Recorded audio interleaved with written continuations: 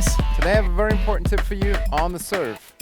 Now, one of the most common problems on the serve is that players come towards the ball with an open racket face, which is going to look like this.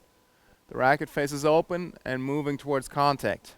All the really good servers, on the other hand, come in with the edge of the racket. So it's going to look like this. The edge of the racket is coming up, and then they square the racket face towards contact, and it keeps turning out after contact.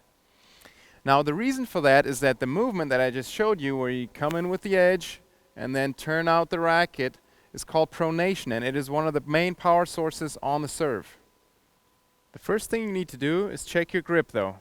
Ideally, you want to have a continental grip with your index knuckle on bevel number 2 on the racket. Lots of players have the problem that they have too much of a forehand grip over this way. If you have too much of a forehand grip, then the racket face will open up automatically. Now let's have a look at two serves, one where I lead with the edge and one where the racket face is too open.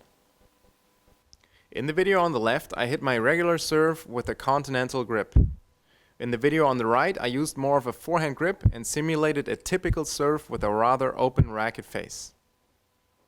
As you can see here on the left side, the edge of my racket is roughly pointing towards the ball.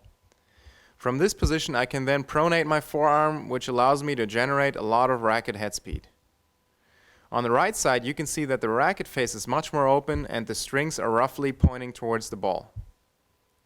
Now have a look one more time at the whole sequence.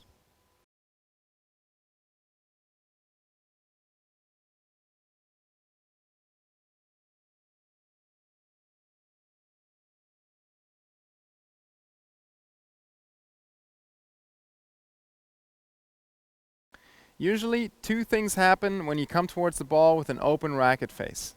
Number one, you will lack racket head speed and therefore power on your serve. Number two, you will tend to miss balls long because of the open racket face.